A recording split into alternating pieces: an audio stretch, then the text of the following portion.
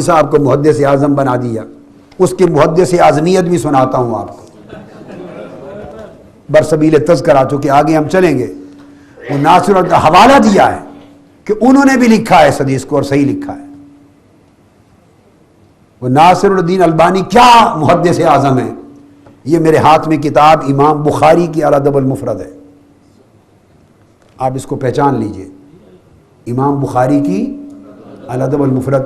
یہ کتاب Medina university میں، ام القرا میں، سعودی عرب میں، عالم عرب میں یہ شامل نصاب ہے، اور شرق تا غرب دنیا کے ہر بڑے مکتبے پر یہ اویلیبل ہے۔ یہ کتاب نایاب نہیں ہے۔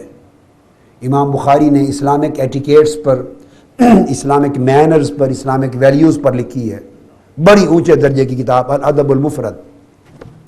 ان کے شیخ، امام بخاری کے شیخ امام ابن ابی شیبہ، انہوں نے بھی کتاب لکھی ہے کتاب الادب۔ اب اس کتاب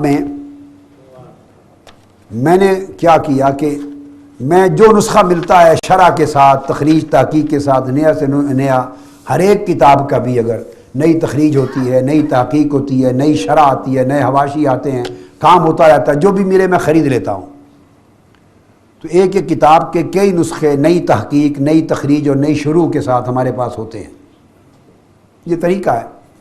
تو میں ایک کتاب خرید لایا، ناصر الدین البانی صاحب نے تخریج کی تھی، وہ کتاب میرے پاس موجود ہے۔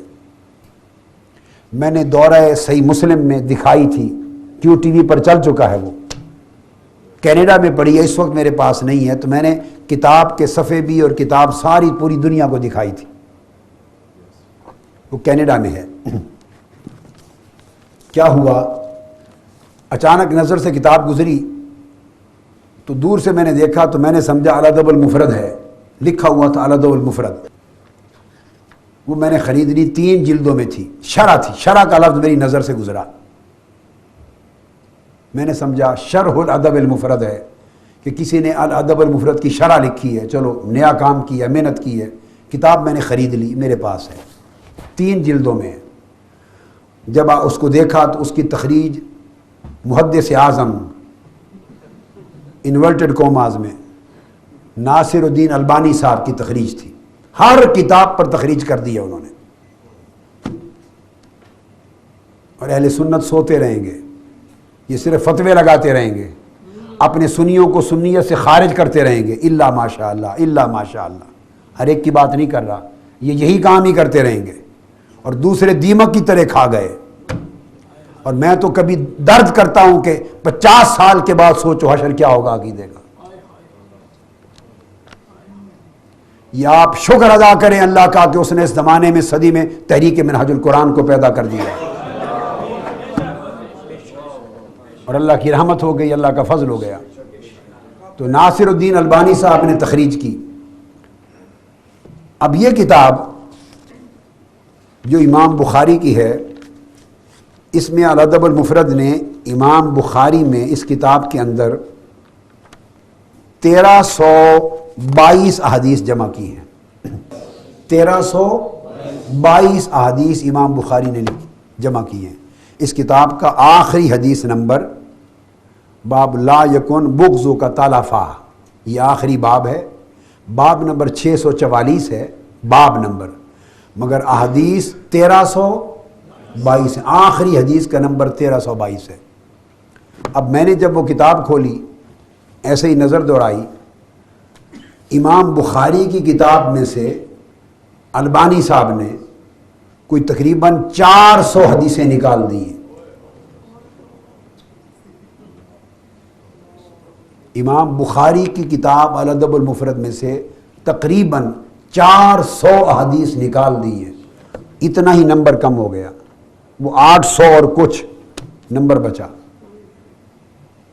میں نے سر پکڑ لیا اپنا، چکرا گیا میرا سر، جو ابھی تک میرے ذہن میں نہیں تھا۔ میرا خیال تھا شرح الادب المفرد ہے، کہ امام بخاری کی ادب مفرد کی شرح کومنٹری لکھی ہے۔ جب میں نے دیکھا کہ 400 حدیثیں نکال دی گئیں تو میں نے کہا استغفر اللہ العظیم، لا حول ولا قوت الا باللہ العلی العظیم، یہ شرح تو نہیں ہو سکتی، یہ کچھ اور ہوا ہے۔ میں نے غور سے دوبارہ اس کتاب کے ٹائٹل پہ نظر دوڑائی، البانی صاحب کی تھی وہ تخریج، ساتھ شرح ان کے شاگرد نے کسی ساتھی نے لکھی، وہ جب غور سے دیکھا تو لکھا ہوا تھا صحیح الادب المفرد، یعنی انہوں نے پہلے الادب المفرد کو صحیح کیا، پہلے غلط تھی۔ امام بخاری کی کریکشن کی،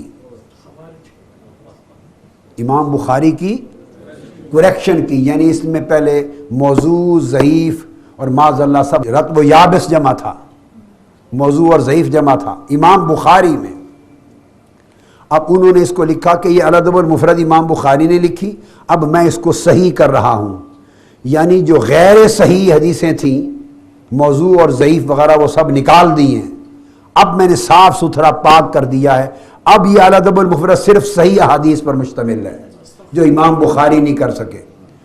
تو گویا محدث اعظم صاحب کا مطلب یہ ہے کہ اب وہ امام بخاری کی کریکشن کرنے والا بن گیا ہے، امام بخاری کا استاد بن گیا ہے، امام بخاری کا ٹیچر بن گیا ہے، ان کو صحیح کر رہا ہے۔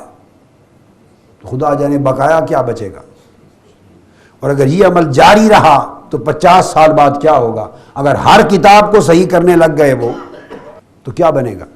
400 کے قریب احادیث امام بخاری کی الادب المفرد سے نکال دی۔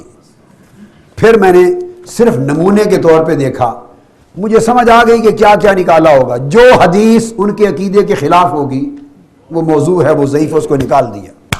یہ ہے محدث اعظم، ان کا کام یہ ہے، حدیثوں کی کتابوں کو پڑھنا، جس حدیث کو دیکھا کہ ان کے عقیدے سے میل نہیں کھاتی، ان کے عقیدہ ان کے خلاف ہے، ان کے